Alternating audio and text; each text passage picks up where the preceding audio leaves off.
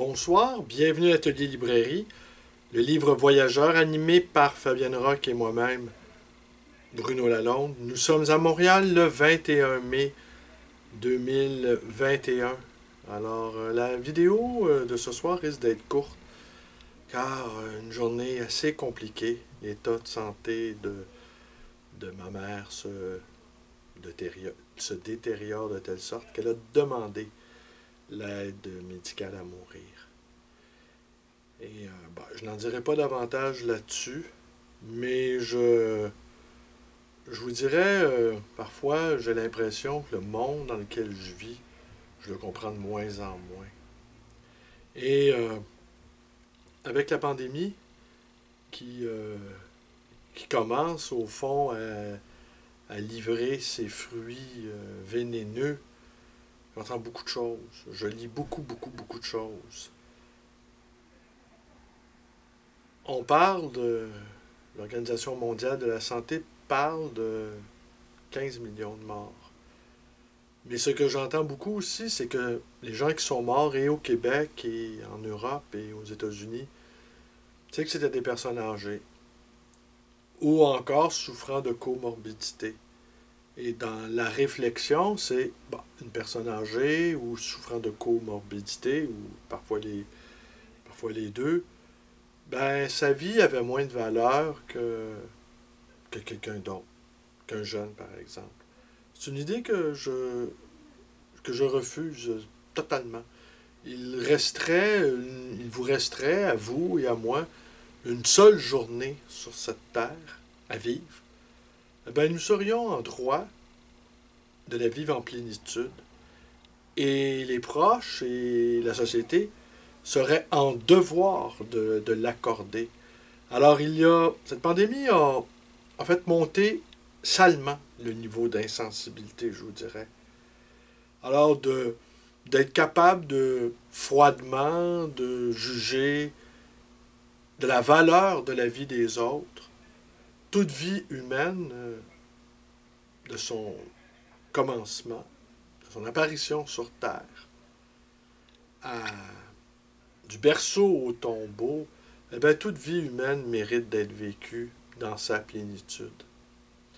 Alors, aujourd'hui, j'ai quand même travaillé. Le cœur n'y était pas depuis plusieurs jours. Je tente tout de même de faire mes lectures, mais aujourd'hui, je n'y suis pas arrivé.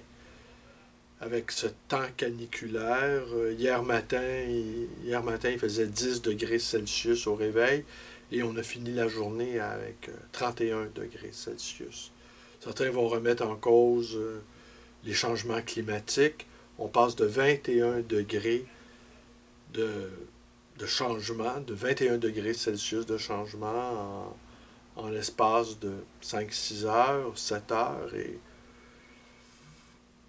tout ça semble aller de soi.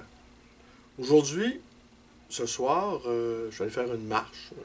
J'avais quelque chose à aller chercher. Et j'ai traversé donc le marché Jean Talon. Pratiquement toutes les boutiques demandent du personnel. Et des restaurants ou d'autres types de boutiques que j'ai vus annonçaient des horaires réduits, faute de personnel. Et ça aussi, c'est complètement de l'inédit. On manque de personnel. Alors, et on manque de personnel de manière criante dans tous les domaines.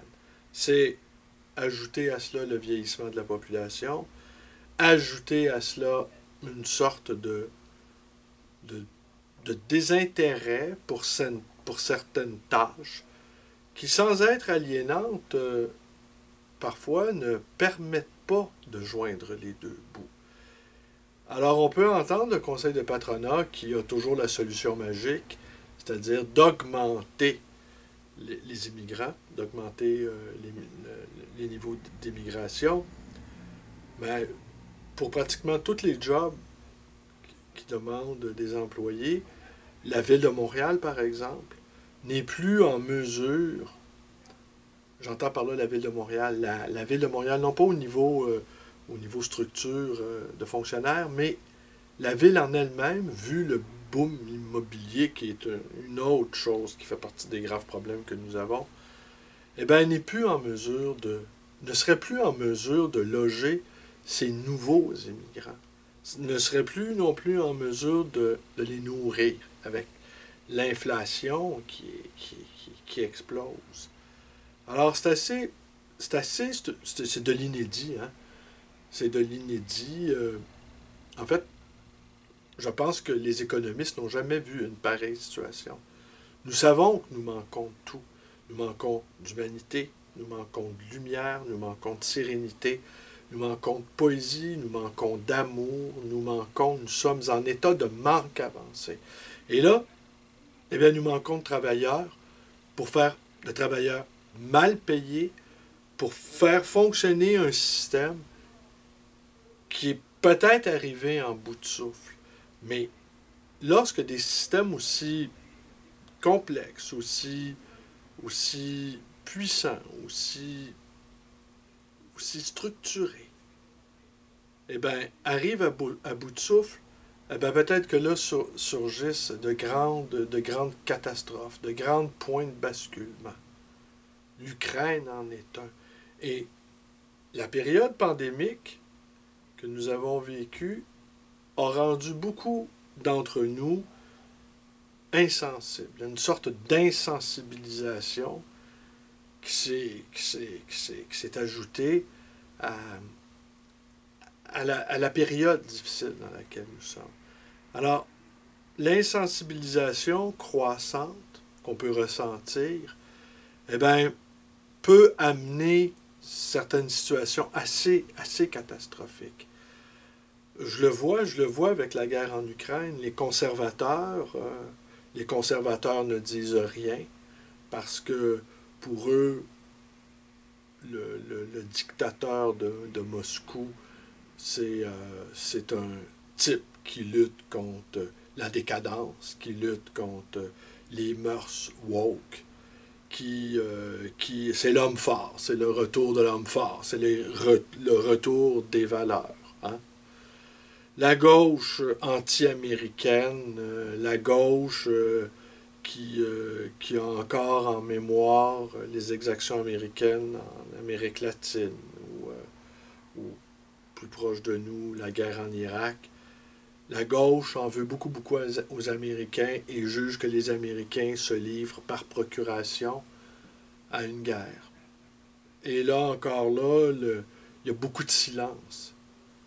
Certaines féministes aussi jugent que c'est une guerre patriarcale menée dans une visée patriarcale et défendue également par des hommes, des soldats, se réclamant également de certaines valeurs patriarcales. Alors là aussi, il y a beaucoup de silence. Il y a beaucoup de silence. On peine à imaginer que des hommes,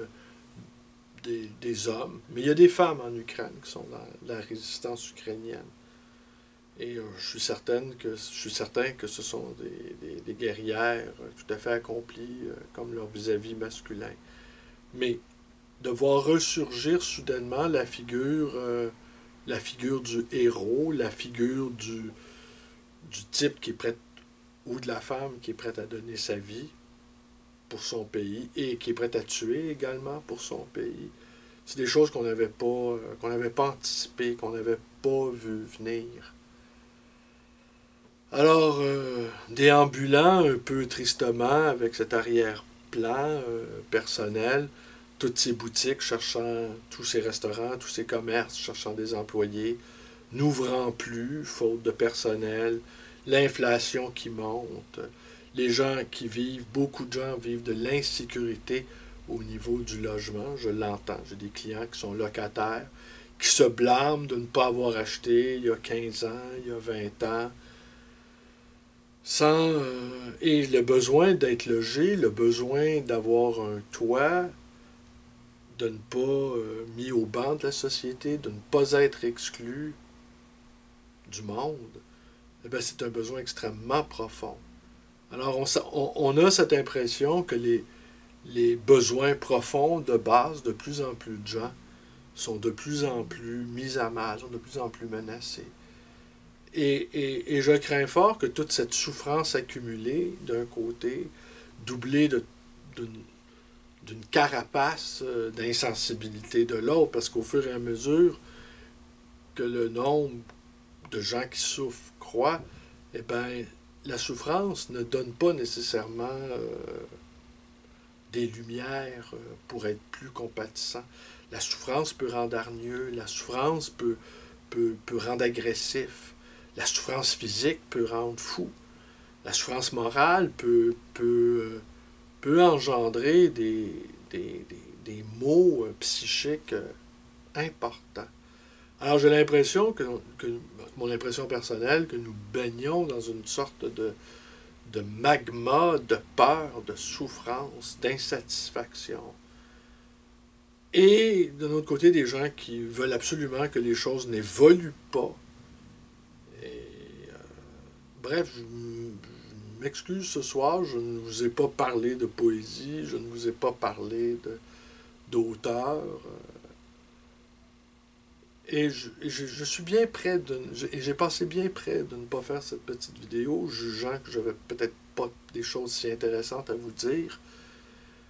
Mais je n'ai pas envie de revivre la période de l'année dernière où j'ai été là pendant 150 jours consécutifs et puis tout à coup je suis disparu. Et je suis disparu parce que le travail est exigeant, le travail de libraire malgré tout est exigeant. On est dans un contexte aussi, on devine bien qu'une récession, sinon une crise économique majeure, est sur le point, est en cours, en fait, n'est pas sur le point d'éclater, est en cours, et administrer un commerce en crise, c'est une chose. Administrer un commerce dans une crise systémique, c'en est une autre.